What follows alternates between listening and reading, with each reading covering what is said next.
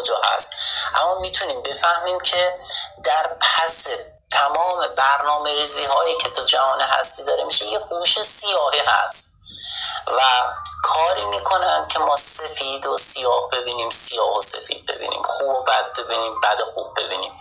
کاری میکنن که ما نفهمیم چرا زندگی هامون داره هر روز به بتالت میگذره، ذهنمون داره کنترل میشه و شدیداً مورد حمله قرار داریم و این حمله روز به روز هم داره افزایش پیدا میکنه. یعنی ما هر روز شاهد حملات انرژیکی بیشتری بر پیکره انسان‌های بی‌دفاع هستیم.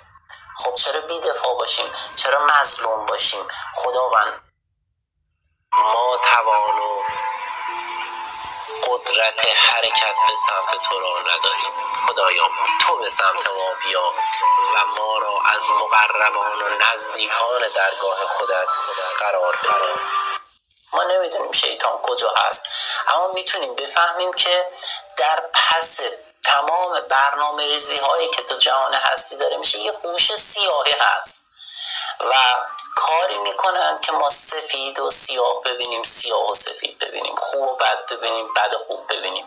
کاری میکنن که ما نفهمیم چرا زندگی هامون داره هر روز به بتالت میگذره، ذهنمون داره کنترل میشه و شدیداً مورد حمله قرار داریم و این حمله روز به روز هم داره افزایش پیدا میکنه. یعنی ما هر روز شاهد حملات انرژیکی بیشتری بر پیکره انسان‌های بی‌دفاع هستیم.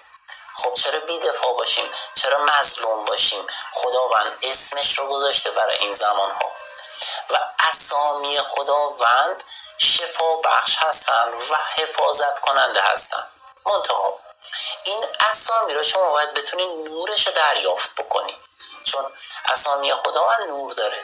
نورم فقط با قلب میتونی دریافت کنی. یعنی باید با حضور در قلبت اون اسامی رو تکرار کنی، این دعاها رو بخونی. وقتی این کار رو میکنی یه دفعه یه حسی از یه حفاظ دور شما قرار میگیره و اون لحظه میفهمید که اصلا نه نیاز به دعا نویس دارید، نه نیاز به جادوگر دارید، نه نیاز دارید تو این دنیا برید پارتی پیدا بکنید، نه نیاز دارید کسی سفارشتون رو بکنه، نه نیاز دارید که خودتون رو در بند یه ماتریکس جدید قرار بدین. هیچی نیاز ندارید. اسامی خدا بسیار گره‌گشا هستن.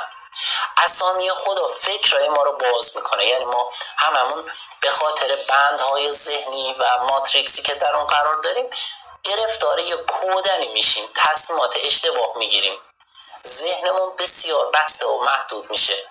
نور اسامی خداوند که بیاد در وجودتون شدیداً ذهنتون باز میشه، باهوش میشید. به انتظار دیدار شماییم در 17مین نمایش. خدایا تو به سمت ما بیا و ما را از مقربان و نزدیکان درگاه خودت قرار بده. ما نمیدونیم شیطان کجا هست، اما میتونیم بفهمیم که در پس تمام برنامه ریزی هایی که تو جهان هستی داره میشه یه هوش سیاهی هست و کاری میکنن که ما سفید و سیاه ببینیم، سیاه و سفید ببینیم، خوب و بد ببینیم، بد و خوب ببینیم.